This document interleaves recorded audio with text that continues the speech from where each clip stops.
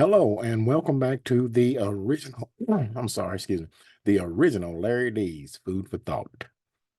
Okay, today we will be reading, of course, out of the old King James Bible, and we will be reading here a little and there a little, uh, to the law and to the testimony, the Old Testament and the New Testament. Okay, and also we will be going over a few scriptures today concerning the title when the Son of Man shall come in his glory.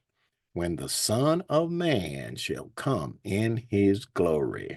Okay, I am going to share these scriptures with you right quick. You can jot them down if you like, or take a screenshot if you want to. But yes, when the Son of Man come in his glory, people, I'm gonna tell you something. I hear people say all the time, oh, I'll be so glad when the Lord come. Okay, we talking about the Son of Man, we talking about Jesus, all right? Even the Lord God of Israel. But they say, I'll be glad when the Lord come. Do you? Tell you something, the Lord had it written. It's gonna be a day like nobody have seen before. I mean, it's not gonna be light, it's not gonna be dark. It's going to be a day like it's gonna be not gonna be daylight, not gonna be night. It is gonna be a day like nobody has ever heard of. I can't even wrap my mind around that. But I'm gonna tell you something, when the Lord come, people, the thing that we should be doing right now is hoping that we can be on the Lord's side, doing what he say. Okay, doing what he say, reading his book, keeping his commandments, his laws, his statutes, and not breaking his covenant. Okay, because we want to be on the good side.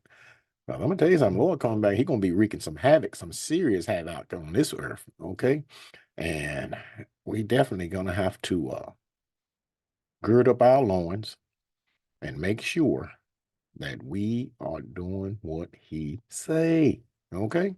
But anyway, I'm gonna stop sharing these and we're gonna go ahead, excuse me, and get started with these scriptures and everything. But we're gonna start this in Matthew's 26th Matthew's 25th chapter. When the Son of Man shall come in his glory, even Jesus. Okay. But let's see, Matthew's 25, and I'm gonna read one verse right here, and it reads, verse 31.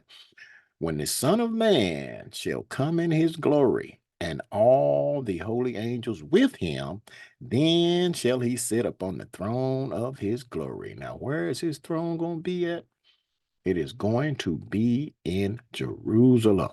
Okay, and whose throne was that? That was the throne of David. David's throne was in Jerusalem. That's the throne the Lord gonna sit on. Okay, now let's move on. Let's go over here right quick to Zechariah. Going to Zechariah 14th chapter, and we're gonna take a look and see just what the Lord gonna do when he get here. Okay, now let's see, Zechariah 14, we'll start reading at verse, let's see, we'll start reading at verse 1.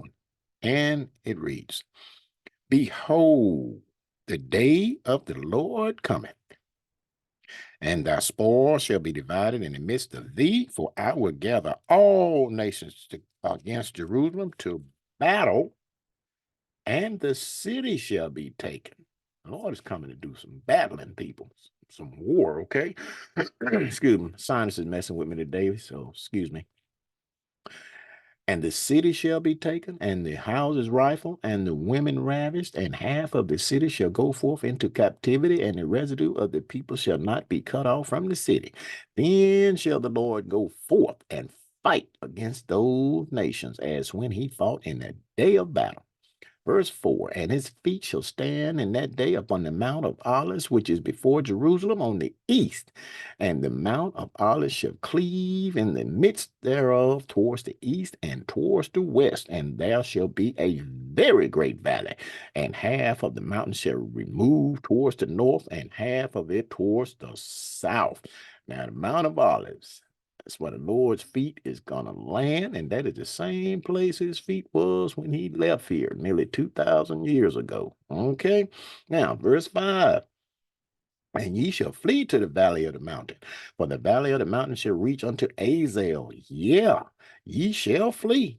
like as ye fled from before the earthquake in the days of Uzziah, king of Judah, and the Lord my God shall come, and all the saints with thee. And it shall come to pass in that day that the light shall not be clear nor dark. Excuse me, that's something to think about, isn't it? Verse 7. But it shall be one day which shall be known to the Lord, not day nor night. Man, that's something to think about there. That at evening time it shall be light. It's gonna be dark. It's gonna be light in the dark, dark in the light. I can't wrap my mind around that one, you know. But boy, I'm gonna tell you something. It's gonna be a day, Lord coming. He's doing some war. And matter of fact, you can see all these wars and stuff going on today. You got the Ukraine over there and Russian, then you got the Hamas and their Israelis fighting and all. I'm gonna tell you something. The Lord gonna show these people what war is all about. They ain't seen war. Okay? I'm gonna show you this. I'm gonna show you what the Lord gonna do. All right, let's move on. Let's go over here to Amos right quick. Go to Amos. Let's see. Let's go to Amos 5th chapter. Amos 5. I'm gonna read one verse right here. Verse 18. People always talking about, oh, I'll be so glad when the Lord comes. Let's see what he said about that. Verse 8, Amos 5 and 18. Woe unto you that desire the day of the Lord. He said, woe to you. To what end is it for you? I mean, what's in it for you? Okay. The day of the Lord is darkness and not light. I tell you, it's going to be a terrible day, people.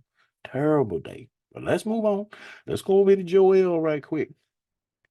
Go to Joel and take a quick look at this here and see what the Lord said about this. All right, let me see. Amos. I thought I had me a marker there. I guess I didn't. That's all right. We'll find it. All right, going to Joel, the 2nd chapter here. And we are going to start reading at verse 1. And it reads. Say Joel, 2nd chapter and verse 1. Blow ye the trumpet in Zion, and sound an alarm in my holy mountain. Let all the inhabitants of the land tremble, for the day of the Lord cometh, for it is nigh at hand. Tell you something, people. The Lord made that statement when he was here. He said the kingdom of God is at hand. He made that, what, nearly 2,000 years ago? How close do you think we are now? Huh? Okay. For it is nigh at hand, a day of darkness and of gloominess, a day of clouds and of thick darkness, as the morning spread upon the mountains, a great people and a strong. There has not been ever the like, and ain't never been a day like this before. Neither shall be any more after it. Okay, how many times can I have a day like that? Just once. Even to the years of many generations. Verse 10. The earth shall quake before them, the heavens shall tremble, the sun and the moon shall be dark, and the stars shall withdraw their shining. Verse 11, and the Lord shall utter his voice before his army, for this camp is very great, for he is strong that executeth his word, for the day of the Lord is great and very terrible. It's going to be a terrible day. And who can abide in it? Who going to be able to stand in that day? I'm telling you, people, it's going to be a terrible time when the Son of Man shall come in his glory. Okay? Now, let's move on. Excuse me. Let's go over here to Joel. Wait a minute. Let's go to Isaiah. Going to Isaiah. Isaiah, the 66th chapter, and take a look at something because, you hear people saying, you see what people are doing now. People doing everything under the sun, everything but what the Lord told them to do. Okay? I'm going to tell you, all this evil on this earth right now, I'm going to tell you something. Lord going to come back here. He said, you say it in his prayer, he said, oh, thy will be done in earth as it is in heaven. And you best better believe it will be. Because when he come back here and he straighten this place out, it's going to be peace on here. It's going to be peace on earth then. Okay? I'm gonna tell you, the Lord said he coming, he gonna run this thing. The government gonna be on his shoulder, and he said he gonna run it with rule it with a rod of iron. Okay. Let's keep this thing. We want to be on the good side of the Lord. I'll tell you something. People always talking about, well, we can do, we can eat anything. I'm gonna see, we're gonna show you something on that. And this is when the Lord comes. Now you doing these things now, but this is when the Lord comes. Verse 15, Isaiah 66, verse 15. For behold, the Lord will come with fire and with his chariots like a whirlwind to rend his anger and fury and his rebuke with flames of fire. The Lord coming back, he not gonna be playing no games. Okay, verse 16. For by fire and by his sword will the Lord plead with all flesh. How much flesh? Talking about all flesh, people. And he ain't talking about, when he say pleading, he ain't talking about coming back just rubbing you on the back. Say, oh, come on, please. Let's all do this thing together. Do what I say. No, no, no, no. When he say, let me show you what he mean when he say he pleading. And the slain of the Lord shall be many. I'm talking about doing some killing. That's his pleading. Okay. So verse 17. Now check this out. They that sanctify themselves and purify themselves in the garden behind one tree in the midst. What tree is that? That's Satan the devil. You gonna hide behind this cat and do what you want to do. Let me show you something. Eating swine's flesh. Uh-oh. What is that swine? That pork chops and hog maws and pig ears and pig feet, all that stuff. Let's see what he say. Eating swine's flesh and abomination, and the mouth shall be consumed together, saith the Lord. Well, I'm going to take you out. Okay, so you can sit up there and you can listen to those cats stand up there in front of you and tell you, oh, you can eat anything. All you got to do is pray over it.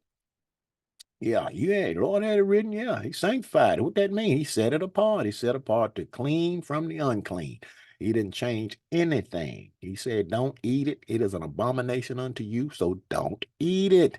Because if you mess around and be doing that stuff when he come, I'll tell you, when the Son of Man get here, you're going to see his glory. Let's show you that. Verse 18. For I know thy works and thy thoughts. It shall come that I will gather all nations and tongues, and they shall come and see my glory. Let me tell you something. You doing this stuff, you want to be on the Lord's good side. You want to be doing what he say. You want to read this book right now, learn what it is he wants you to do and not do, and do it. Okay? Plain and simple. All right. Now, let's move on. Let's go over here to let's go to Micah right quick. Let's see. Show you something here right quick here. Let me see. You got Zechariah. You got Michael. Going to Michael, the 5th chapter. 5, and we're going to start reading at verse, let's see, verse 9. And it reads, thine hand should be lifted up upon thine adversaries. Okay, Lord's hand gonna be lifted up on his adversaries. Who is his adversary? Anybody that's not doing what he say, breaking his laws and statutes. Hey, he gonna get you. All right, and all thine enemies shall be cut off. And it shall come to pass in that day, Lord come in his glory, saith the Lord, that I will cut off thy horses out of the midst of thee, and I will destroy thy chariots, and I will cut off the cities of thy land, and throw down all thy strongholds, and I will cut off witchcraft out of thine hand, and thou shalt have no more soothsayers. All of them palm readers and all them soothsayers, whatnot. Taking them out too. 13. Thy graven images also will I cut off, and thy standing images out of the midst of thee, and thou shalt no more worship the work of thine hand. Okay.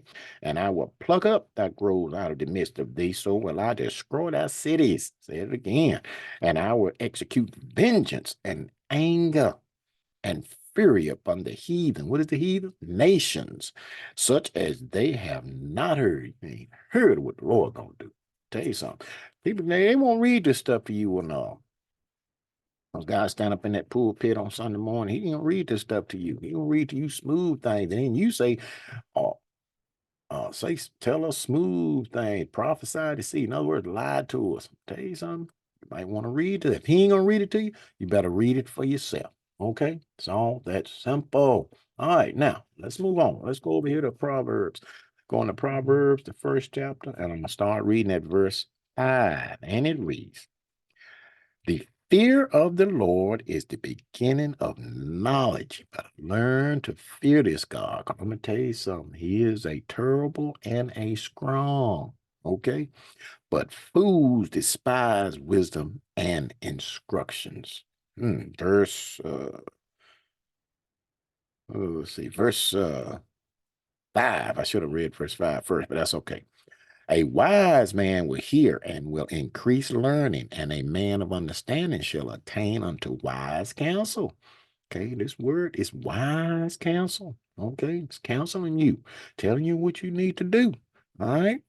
Now, let's move down a little bit further here. Let's go to verse 22. How long, you simple ones, will ye love simplicity, and the scorners delight in their scorning, and fools hate knowledge? Okay, if you don't want to learn this stuff, get some knowledge. If you don't, hey, what are you? Okay. Verse 23, turn you at my reproofs. Behold, I will pour out my spirit unto you. I will make known my words to you. How you do that? Sit here and read it. You know, people say all the time, well, you know, the Lord spoke to me. How did he speak to you? What did he say? If you don't read this book, he ain't speaking to you. He speak to you out of this book. Okay? Verse 24, because I have called and ye refused. I have stretched out my hand and no man regarded. But ye have set at naught, you have set at nothing all my counsel, and with none of my reproof. Verse 26, I also will laugh at your calamity. I'm going to set that. He going to laugh at you. When your trouble come and your fear come, he going to laugh at you. Okay? I will mock when your fear cometh. When your fear cometh as a desolation and your destruction cometh as a whirlwind, when distress and anguish cometh upon you, then shall they call upon me, but I will not answer. Lord ain't gonna hear you.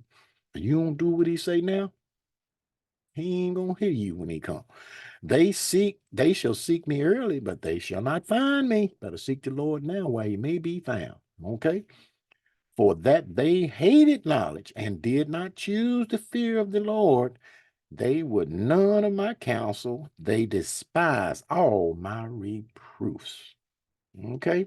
Therefore shall they eat of the fruit of their own way and be filled with their own devices. For the turning away of the simple shall slay them, and the prosperity of fools shall destroy them. But whosoever hearkeneth unto me shall dwell safely and shall be quiet from fear of evil. So when that evil come that the Lord's going to bring, hey, you can be quiet. Okay. You can be clear. Be free. Because you want to be on the Lord's side. Excuse me. But that is what we have got to do. Now, move on. Proverbs, 3rd chapter, verse 1. Now, pay close attention to this here. My son, forget not my law. We're talking about, we're not under the law. We under grace. What did the Lord just say right here? Oh, my son, forget not my law, but let thine heart keep my commandments. We're talking about the royal law here. We're talking about the commandments. For length of days and long life and peace shall they add to thee. Let not mercy and truth forsake thee. Bind them about thy neck. Write them upon the tables of thine heart, of your mind. So shalt thou find favor and good understanding in the sight of God and man. Okay? Trust in the Lord with all thine heart, and lean not unto thine own understanding. Okay? Well, I believe this, I believe that. No, you read this book. That's what you believe. Okay? In all thy ways acknowledge him, and he shall direct thy path. Be not wise in thine own eyes. Fear the Lord and depart from evil. Okay? You see all this evil on this earth right now? Tell you something, Lord say, depart from it. If you're doing it, stop doing it. If you're around it, get away from it. Okay? Because when the Lord come, man, in his glory, you're not going to be playing any games, people. Okay? So, with that food for thought, think on these scriptures and words throughout the course of the day. And until next time, peace.